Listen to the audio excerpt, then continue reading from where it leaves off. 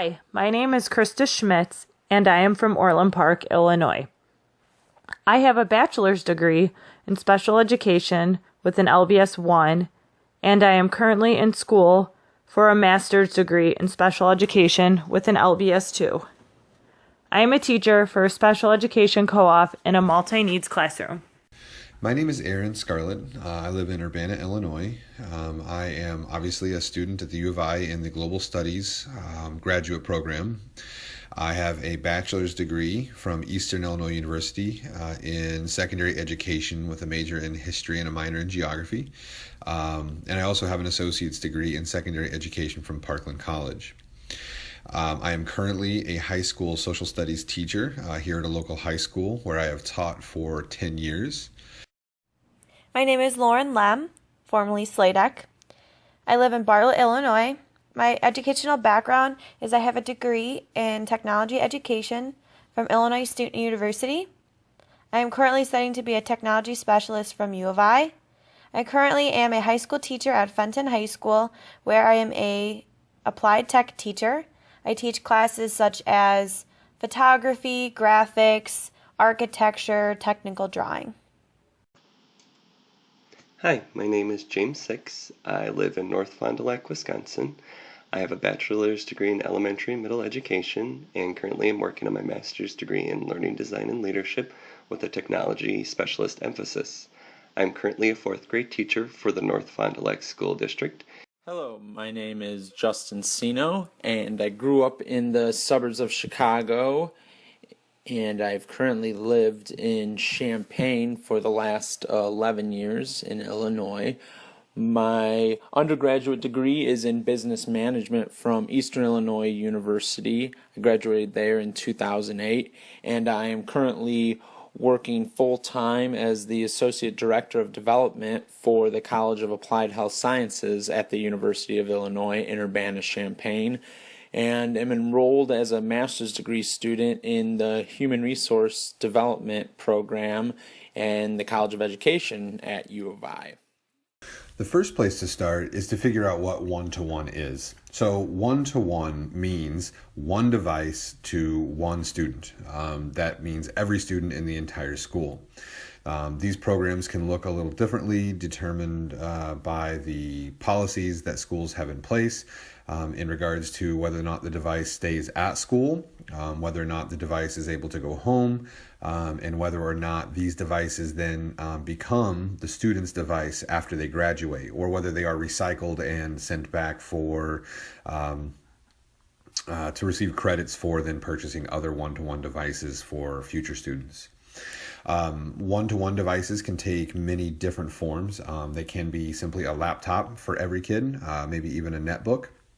They could come in the form of a tablet or an e-reader, so that students can have access to ebooks.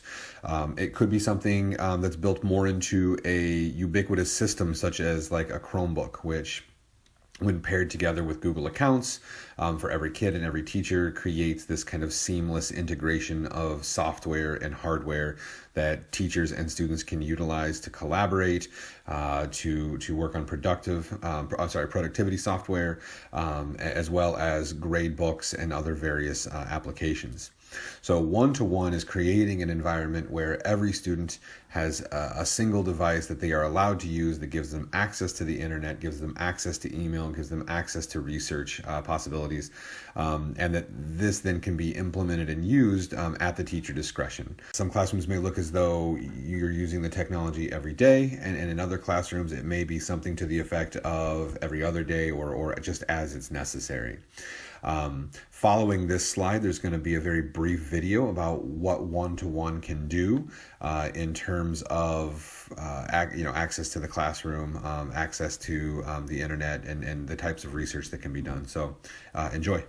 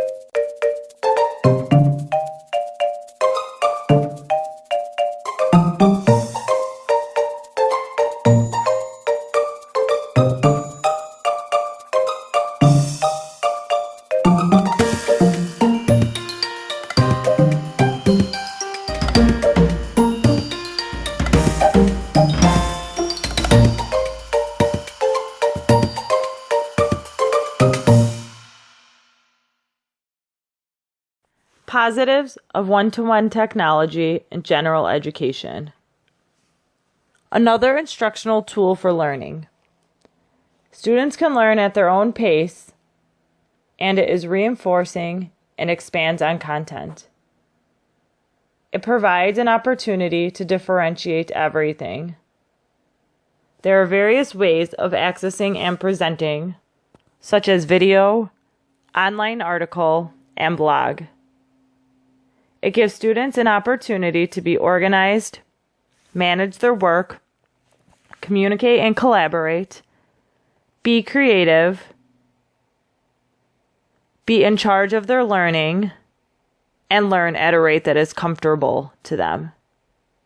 The laptops didn't replace me or become the full instruction for the day, says Ron. They were an additional learning tool. According to a study by IT Trade Association, CompTIA, students prefer technology because they believe that it makes learning more interesting and fun. It makes learning more engaging, encourages hands-on learning, makes challenging or boring subjects more interesting, enhances self-esteem, and makes students more excited to come to school. As a teacher, you can flip your lessons. Change how students spend their time at home and school. Create a class website or discussions and introduce your students into blogging. Expand your reach as a teacher. Do something different. Reach kids you couldn't reach before. For example, you can record a math lesson or think aloud that students watch for homework while they spend class time practicing problems until you're sure they understand. Technology in the general education classroom also prepares students for the future. Technology continues to grow. Children learn valuable technology skills that can relate into marketable skills. Children and adults develop knowledge that is necessary in today's world. These 21st century skills are essential in order to be successful in this day and age. Positives of one-to-one technology in special education. Communication. It gives students a voice and enables them to express themselves. It helps identify a child's language development stage. It also motivates students to learn. It helps these children build confidence, succeed academically, and are seen more capable by their peers. Because I have always thought that if a child wants to communicate, how awesome it would be to give them a way to communicate, to give them a voice through AAC. Technology in special education also provides academic opportunities. Listening helps people who have difficulty processing and remembering spoken language. Math helps people who struggle with computing, organizing, aligning, and copying math problems down on paper. Reading, presenting text as speech to help with decoding, reading fluency, and comprehension. It also makes learning new vocabulary engaging. Organization and memory helps a person plan, organize, and keep track of events. In terms of challenges to one-to-one programs, there are a lot of issues that schools face. The biggest issue always comes down to money. Where is this money coming from, and what are we using it on? In terms of the technology that schools decide to adopt throughout their districts, they have to make sure that it's cost effective, that it works well with what they want, with their goals, and that they can adopt something universally for the entire district. The problem a lot of the times is that by the time that a school district has done everything they need to do, they've jumped through all the hoops, implement a one-to-one policy and then purchase these devices, the devices are usually outdated. So it's important for schools to pick technology that's going to be able to last for quite a while, so that they can make sure that they're using their money in the most efficient way possible. Once schools decide that they're going to go one-to-one, there's several options in terms of the types of platforms that they're going to use. And these all have their own pros and cons. School districts can go into the Apple and Macintosh environment, whether that means buying every kid a MacBook, MacBook Pro, MacBook Air, or whether it's an iPad, something to that effect. That's one option. That option can be very costly, but the devices tend to last a little longer. Or do they want to go with something that's cheaper and that people might be able to use more effectively, and that is a PC. PC being a Microsoft Windows-based unit, whether it's a laptop, desktop, netbook, or something to that effect. There's also the new kind of contender that's gaining a lot of speed in the one-to-one environment, and that is Google. Google offers a device known as the Chromebook, and the Chromebook is basically a laptop, but instead of running Windows or Mac, it runs its own operating system called Chrome OS. The nice thing about Google is that it is free in terms of its access to its productivity software, access to Google Drive, access to email, those types of things. And its device, the Chromebook, also tends to be a little cheaper. If people are more comfortable with the PC, then obviously there's also the Microsoft software that goes along with that in terms of Microsoft Office and its other, kind of productivity software that goes with that. Outlook, PowerPoint, Word, Excel, those types of things. They tend to be more robust, but this can come with a very big cost because Microsoft licensing is very expensive for districts. In terms of other peripherals throughout the classroom that don't necessarily fit into one-to-one, but they help enhance the one-to-one experience, you have products like the Elmo, which is the device on the top left of our pictures here.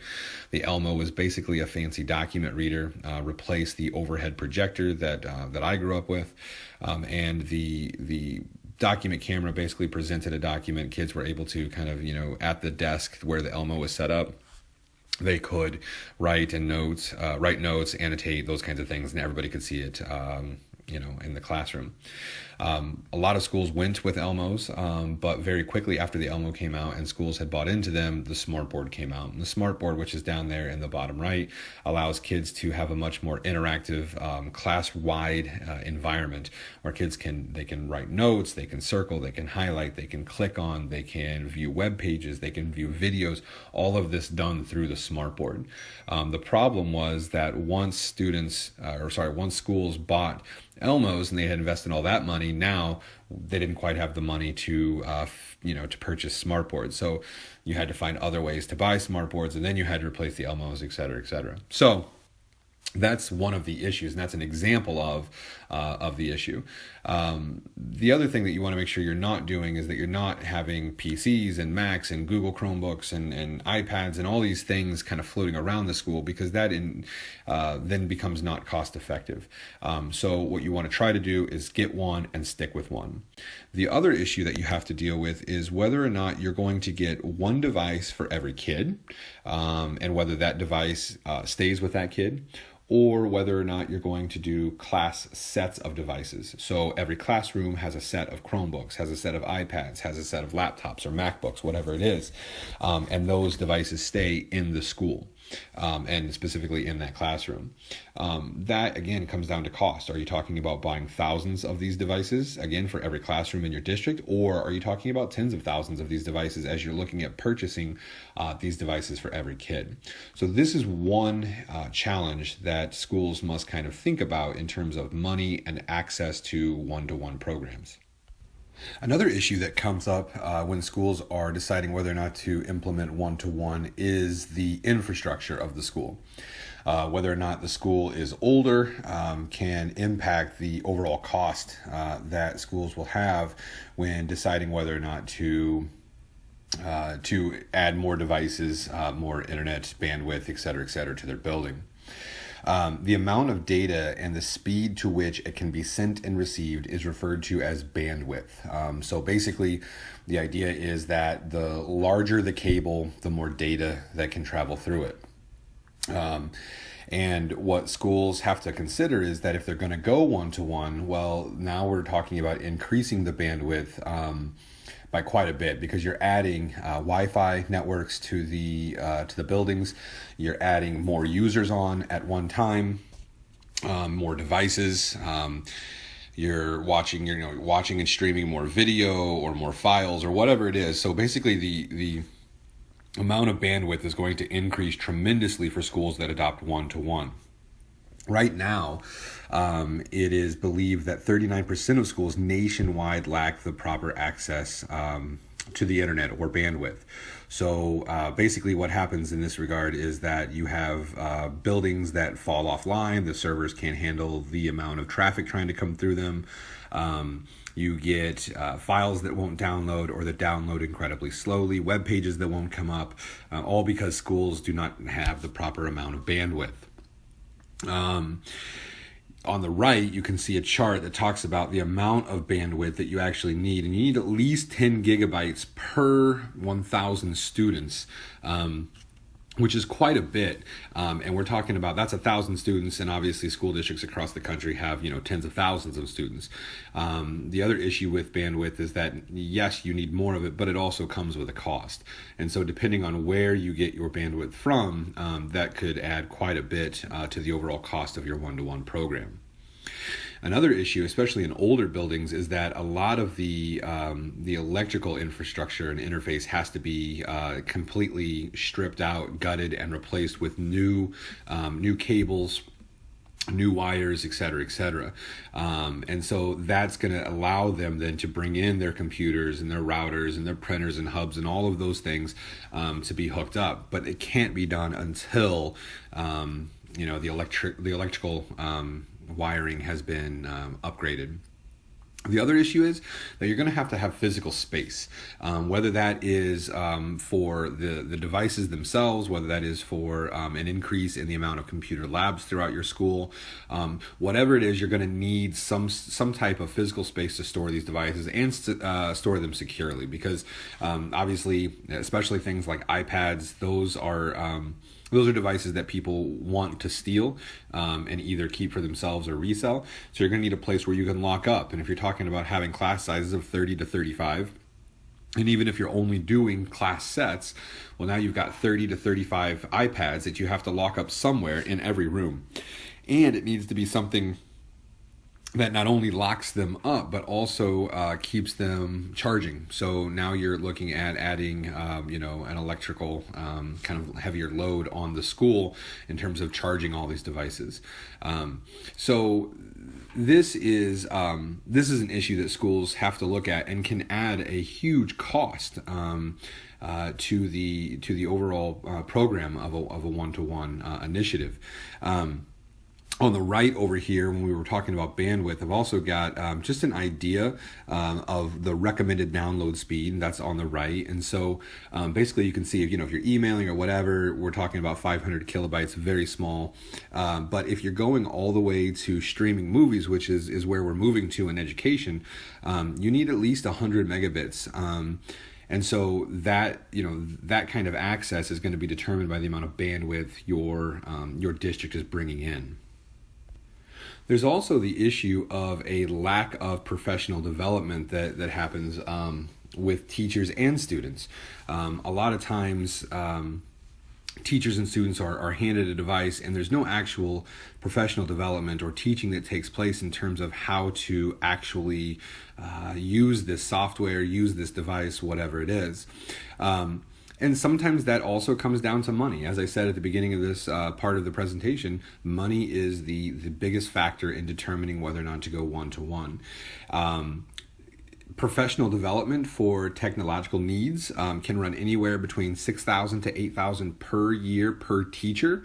And so this is also a huge chunk of money. But The problem is that if you're not putting forth the money to train your teachers, then you're going to end up with a school full of devices that are not being utilized.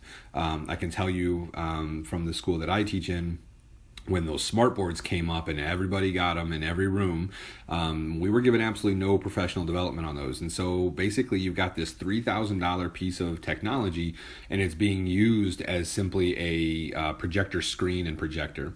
They're not being utilized to their fullest extent, not because teachers don't want to use them, but because teachers haven't been trained on how to use them. There's also the issue of time. How do you fit professional development for technology into the school year when you have so many other things you're trying to fit in? And then also just access to technology. Professional development is important because not only are we talking about an age where everybody wants a device, but we're also talking about a time when we need access. Parents want access. They want to know their students' grades at all time. Kids want to know their grades. Kids want to be able to get assignments in more of a flipped classroom environment. And so you've also got to understand how to use these kind of online educational environments, such as Moodle, which we use for our class, or something like Google Classroom, something like Easy Grade Pro, which is a very basic gradebook software that we once used at the school that that I teach at, or something like the Teacher Access Center, TAC as we call it, which is what we use now. So if you're going to have these devices and you're going to have students using these devices and telling them that they need to keep track of their grades, then you've got to have a robust educational environment created to handle grades, handle the output of grades, allow access to them. And this can also be a challenge because, again, these platforms also change. And if you're not giving teachers and students the right kinds of development, professional development, and how to use these, then that in and of itself can be an issue when trying to go one-to-one. There's also the issue of social justice in terms of what are students able to do with the devices that you're giving them when they're not at school? So if your district decides that you're going to go one-to-one and every student's going to get an iPad or a laptop or a Chromebook or whatever it is, the one thing that all those share is that they all require internet. They all require access to Wi-Fi, especially if you're an iPad or something hardwired like a laptop. But regardless, they have to have access to the internet. And where we might like to think that everybody has access to the internet and to Wi-Fi and to those types of technologies at home, that's just simply not the case. A recent study found that around 57% of children do have access at home. However, that means a third of our student population is actually left out, meaning they don't have access to either A, internet at all, or B, unreliable internet, or C, they're sharing it with, 5 to 6 other people within their household, so they don't always have access to it when they need it. And this is a big issue. Because if you are going to, again, send these devices home with kids and expect them to use it, if they don't have access to the technology that you're expecting them to use, then that becomes a social justice issue. There's also the issue of districts that can't provide every student with a device because it's too costly, because there's so many students and the amount of devices that you need to buy. Or because the insurance policies that you're buying on these devices, should they get lost or broken, is just too costly. So instead, you don't provide that to every student, which then also becomes a social justice issue. What do you do about students that are special education students that have some kind of issue where they're not able to use the technology? What do you do then, and how do you compensate for that? These are all issues that come up in terms of the students when trying to think about going one-to-one. And it's one that you have to look at because, again, it's easy to say, well, everybody has it or everybody has access to it. But the reality is that that's not the case. And whereas more and more districts are trying to go one-to-one and go digital, there's a good chance that as these initiatives continue to kind of flourish, there are going to be students that are left behind, and they are not going to have the same quality or same type of education as those students that have access to the technology required for courses It's a social justice issue. The last concern that a lot of educators have about going one-to-one is that the devices themselves will become a distraction, that they will be used for other things other than educational purposes. They're looking at websites they shouldn't be looking at, or they are sending messages to one another, or they're watching videos, whatever it is. And that then becomes an issue with the classroom teacher and how you manage that. How do you make sure that everybody is staying on task? There is software that can allow teachers to kind of take a more active role in what their students are watching and doing on their devices. One particular piece of software is called NetTop Vision. However, again, the problem is that it's very expensive. For one teacher to have access to this type of software to manage and to observe what their students are doing on their one-to-one devices, it costs about $973. Now that price includes unlimited students. So they actually do a sliding scale in terms of if you're going to have this many students, it costs this much, or this many and it costs this much. But for a teacher like myself who has somewhere about 125 students, I believe the pricing plan made more sense just to go unlimited. But you're talking about $973 per teacher per year to implement something like this. So again, school districts will a lot of times say that this is a cost that they can't incur. And so they will instead just rely on teachers to try to manage that behavior. All of these types of issues, when one-to-one first came out, everybody thought it was the greatest thing ever. Yes, give every kid a device, give every kid access to the internet. And I'm sure that there are benefits. There's many benefits to doing that, collaboration and productivity and efficiency. However, there is the issue of distractibility, and that research is now showing that just because a student has a device in their hand, that doesn't mean that they are going to be more productive or collaborate more or whatever it is. And so now what we're starting to see is a push to a new kind of initiative called blended education. And the idea of blended education is that you incorporate one-to-one ideas and practices. Yes, give every kid a device or have classroom sets of devices, but at the same time, rely on some of those kind of age-old teaching practices that we still use. Just because a student has a device doesn't mean they have to be on it 24/7. You can give them an assignment that is based on their one-to-one device or based on a reading that's an e-reading that they're going to do at home or whatever. That's fine. But at the same time, you can also then implement strategies that you would have used prior to the one-to-one. So there's nothing wrong with getting up and lecturing. There's nothing wrong with having kids jigsaw an article and read it together and discuss it together. This is more of that blended environment that we're starting to see as kind of a challenge to one-to-one. Don't just rely on the technology. The technology is a great tool. We can use it for what we want to use it for, but it doesn't have to be the one tool for this one job.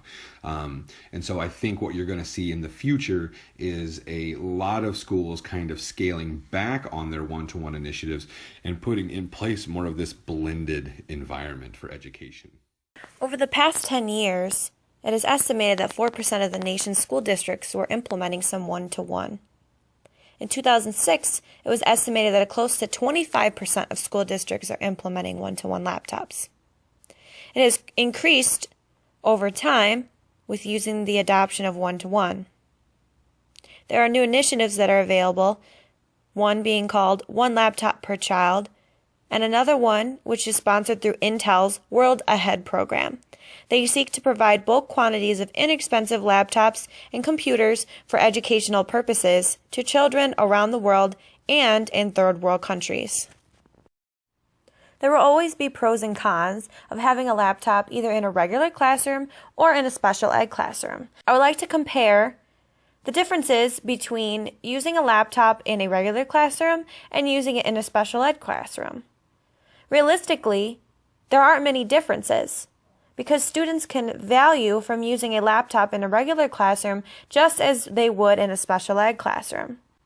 As you can see of what's posted on the screen, students have the ability to watch their content over and over. If teachers use screencasting, they can send the students the link in a regular classroom, and then at home, if special ed students want to rewatch a lesson from class, they can do so. It is highly visual, so they can see stuff in front of them and hear it at the same time. This can be used both inside or outside of the classroom. The only addition that I could see that a special ed classroom would benefit over a regular classroom is the text-to-speech software available. This way, students can talk and it will type for them. In a regular classroom, this would not be necessary.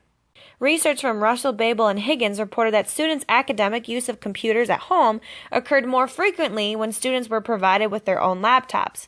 This could go both ways, as it is positive because they might not have had a laptop at home that they could use for educational purposes, and they would not obviously be on, but it could be bad because now they're on it and not focusing on their family. There has been a small amount of research done to compare schools that have laptops and have a one-to-one program versus schools who do not. Gulick and Demetris in 2005, which obviously was about 10 years ago, have examined the scores between students participating and not participating in a one-to-one laptop program. A significant difference in both math and ELA test scores was found for students participating in the program 1 year or more, even after statistically controlling for prior achievement levels. An urban middle school in 2007 randomly selected students from a school population to participate in a one-to-one laptop classroom. This means that only some of the students had laptops versus the rest. They discovered that there was a significant increase in the overall science test scores, as well as a gender interaction where boys had a much more greater increase in scores in the laptop program than girls. More recently, a one-to-one research done by the American Educational Research Association included evidence from statewide one-to-one programs in Texas. They did a technology immersion program and found that students who were involved in the middle school one-to-one program had significantly improved their scores in English language arts, but not in mathematics. Now let's talk about the teachers. There's a lot of things that they have to do in order to incorporate laptops into their classroom. Everything needs to become digital now. Everything needs to become available to students. Paper copies need to become obsolete. While many educators say that one-to-one computing is transforming education for the better, is it making their job harder? Some even believe that the emphasis on technology may prevent the students from learning. Does it prevent the students from having that personal relationship with their teacher and more with their laptop? Does it prevent them from learning to write by hand versus typing? Or does it help them because they're learning to type and that they're going to be better as a typer, and as they continue on their education into college or into a profession, that they will be good at it? The Center for Applied Research in Education Technology, or the CARET, provides a research that suggests that students improve their interpersonal abilities and teamwork skills through collaboration using laptops and handhelds. It also suggests that students learn to have better organizational skills with one-to-one computing in their classroom.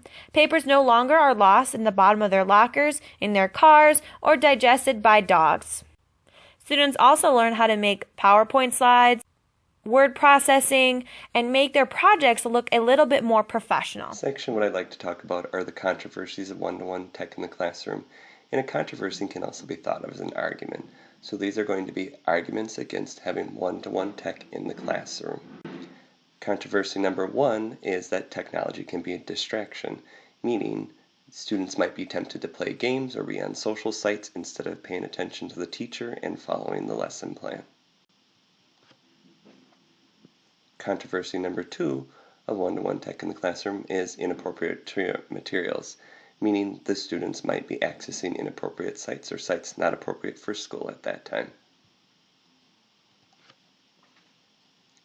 Controversy number three of one-to-one tech in the classroom is a possible disconnect of social interaction, meaning students will be less likely to socially interact in person with each other rather than play on their devices and become hermits.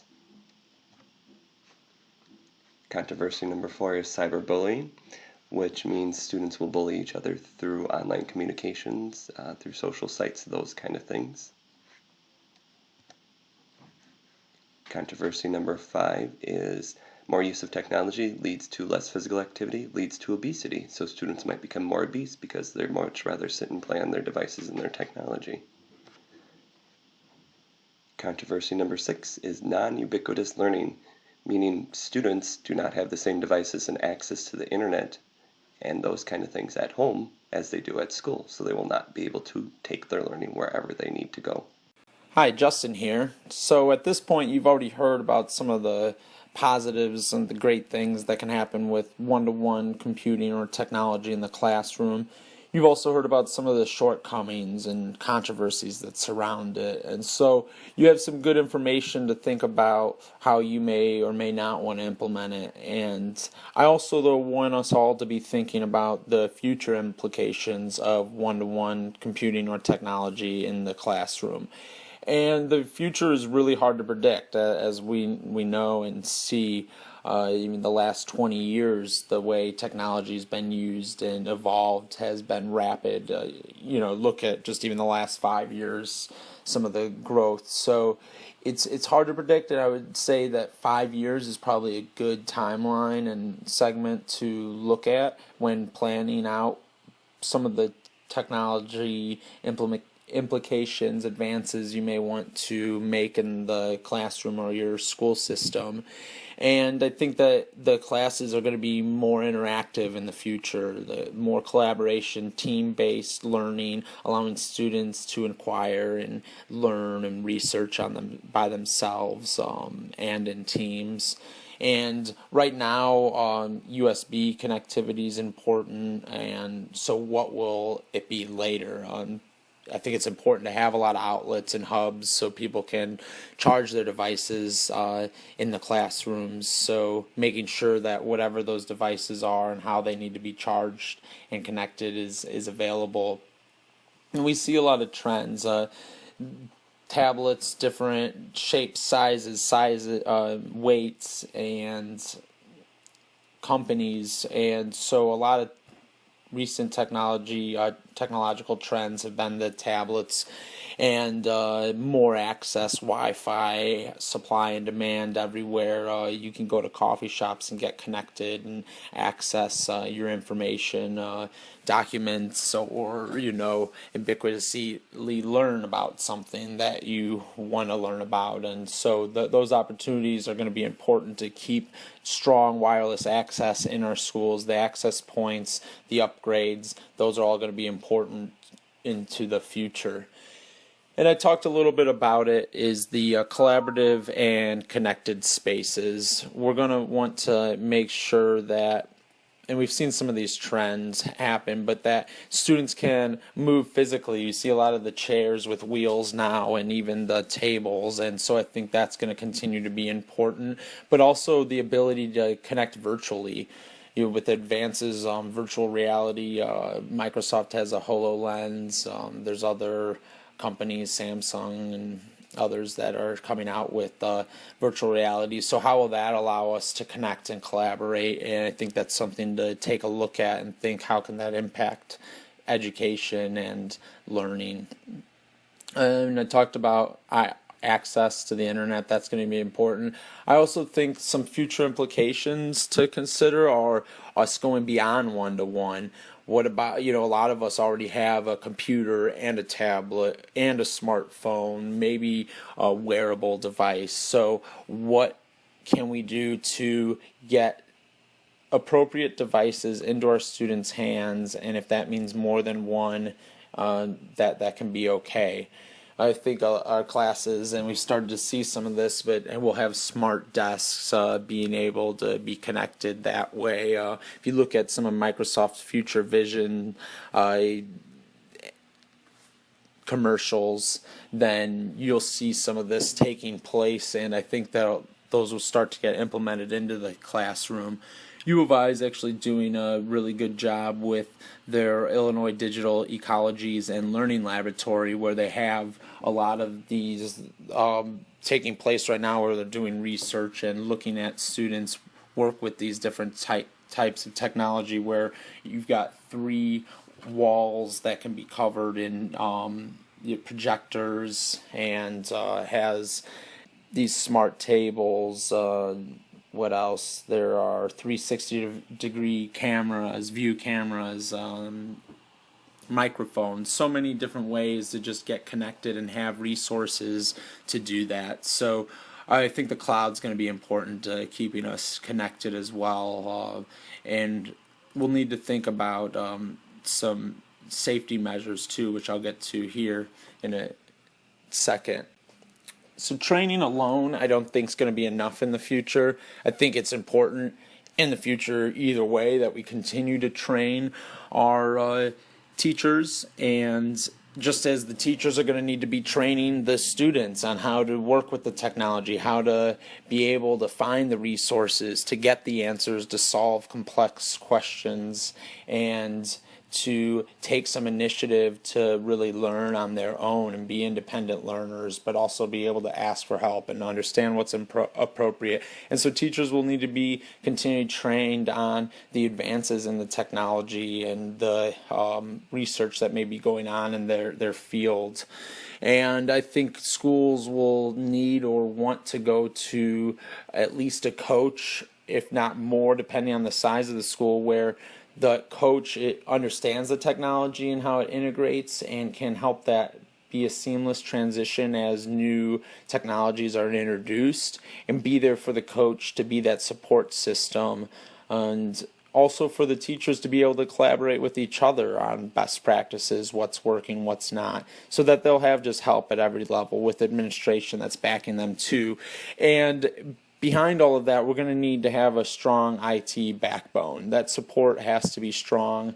We're going to, with moving to a virtual world and spaces, that safety and being protected is important. So making sure firewalls are strong and that virus protection is strong so that we can protect these identities that we're putting out there as well and our information. I think in the future, there's going to be a lot of voices that matter, and we need to listen to those voices. I would say top of the pyramid would be teachers, the ones that are educating our youth.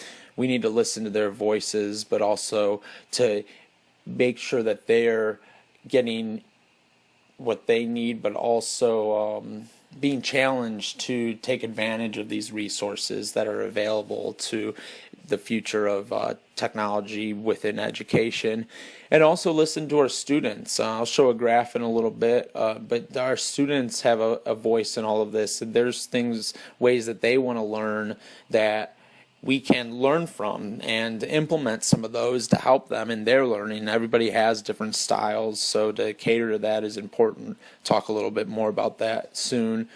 Also, administration obviously has a voice. They help set the policy.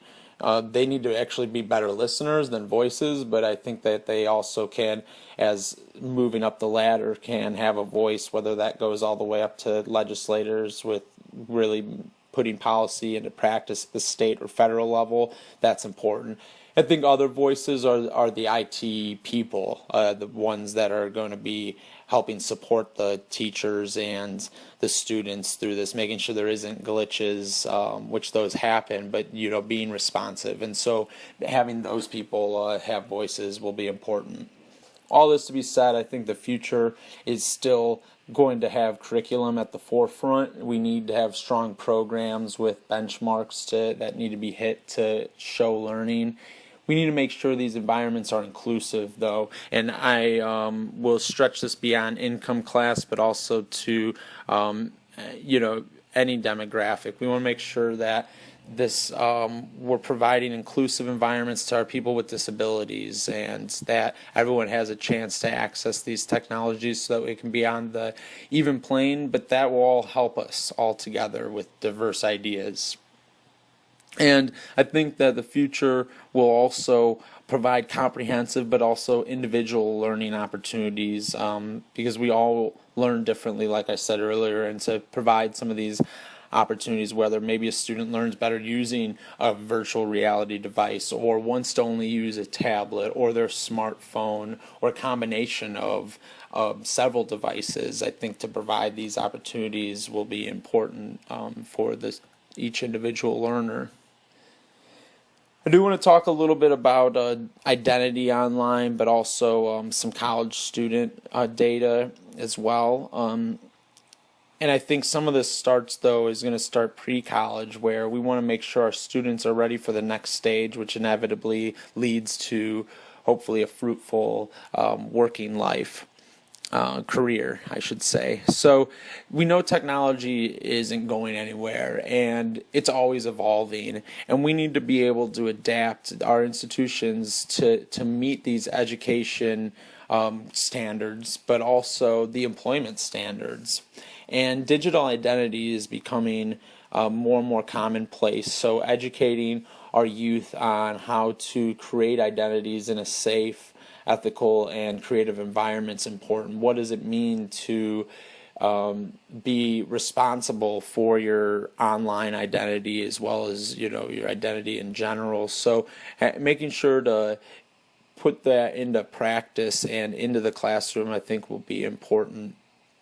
And I think technology is going to continue and should facilitate inquiry-based learning, where students can actually solve problems, complex problems, ask questions to themselves, as well as allow to have those resources to gain the information that they're looking for. And so helping them, being a resource as a teacher, can help drive that knowledge and drive that inquiry to really find answers that we don't currently have the answers for. So, and I like this quote that just says, "Convey concepts in new ways that would not otherwise be possible." And I think with technology, we can do that. We've seen advances from, just projectors to now smart boards, and I don't think we're doing the best job we can to really use these technologies to convey the concepts in a meaningful way that really touches the lives of students as much as we could. And then I want to show where we're lacking right now. This is 2016 data even, that 94% of students are using technology to work on their homework. And contrastly, only 46% of the assignments by teachers require homework to be done with the use of technology. So there's a stark contrast here and difference in how students are viewing technology to help them advance their education and complete tasks. So why aren't teachers doing a better job of that? So I think we'll start seeing this become more even down the road as teachers become more confident using the technology, and that policies get put in place that can address these. I want to talk about a case study that took place, and then talk about how and the reason I want to highlight this one, there's a lot of different studies out there, research, different schools that have done one-to-one computing and been successful.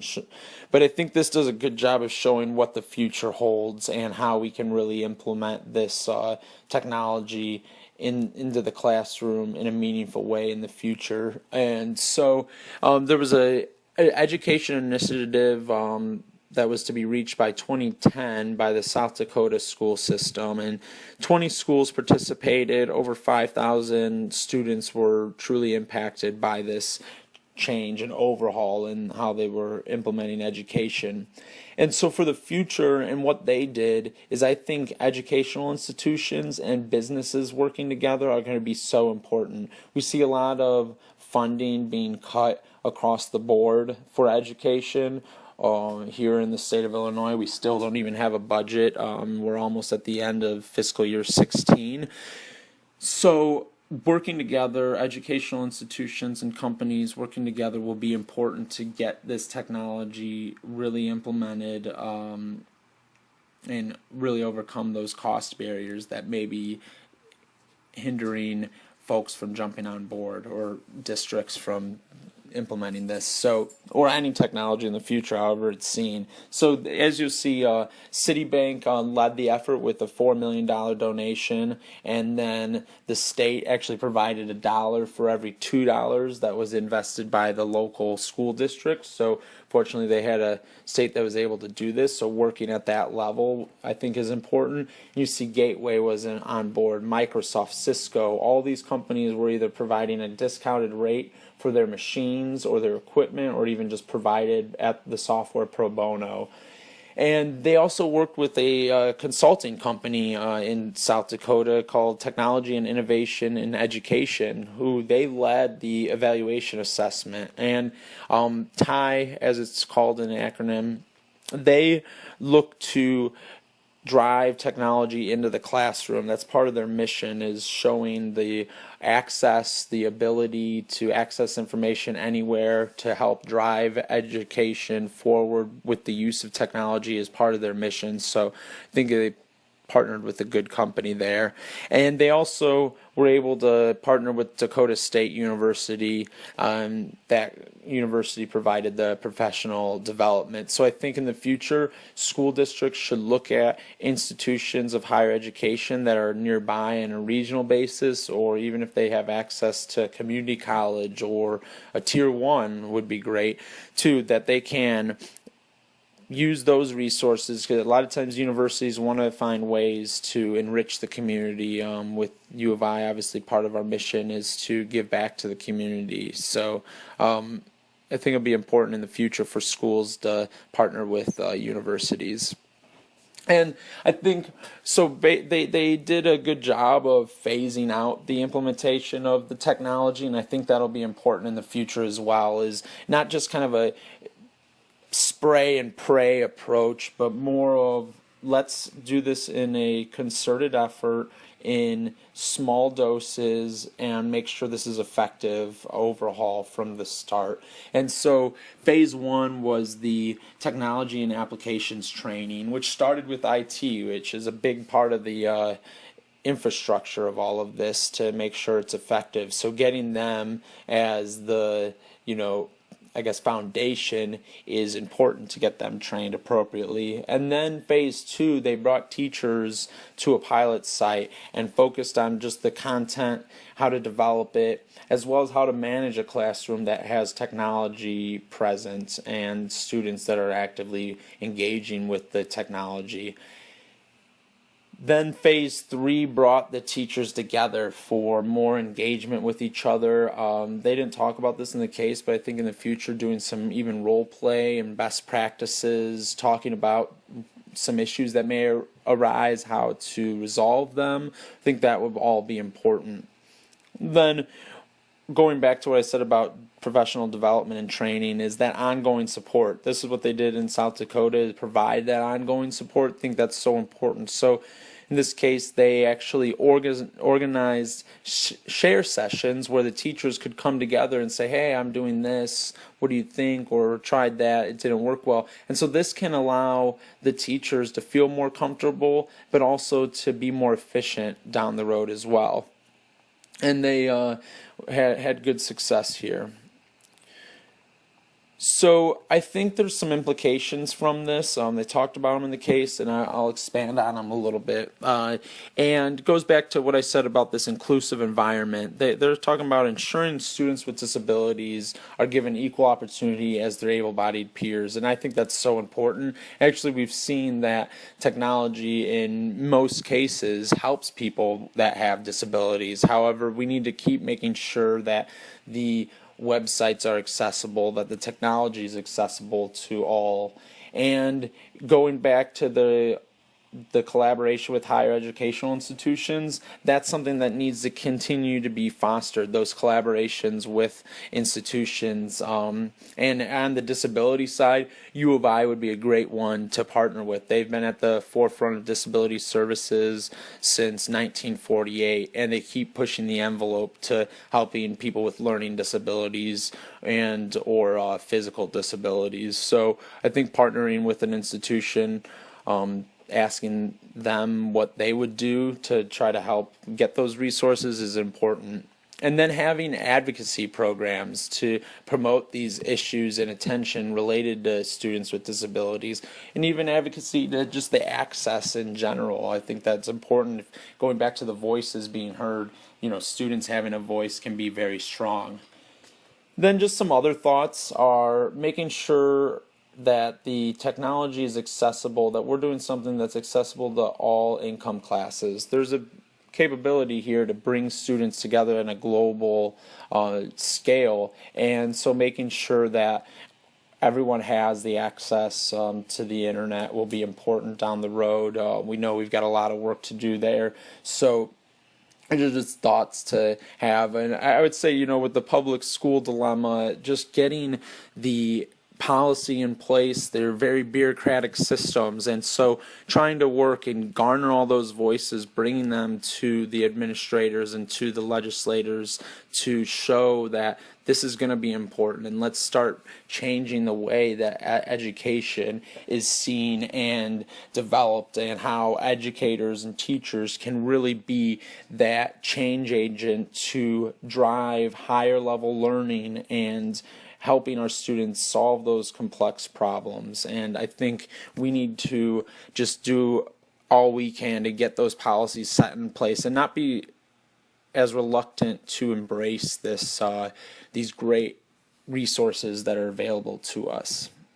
So with all of that, I hope you can see that there's a bright future with the opportunity to really get our students engaged in a global scale, have access, be able to learn ubiquitously, and to have the opportunity to collaborate with people all over the world. So I think the future is very bright, and we need to continue to press the envelope to what we can do to make these enriching classroom environments. As a conclusion to our presentation, we hope that you gathered vital information that you can use in your school or classroom. One-to-one technology is ever evolving and will continue to grow to something that you will never be able to imagine. Using in any type of classroom has its benefits and its downfalls. How you, as the teacher, use it is up to you.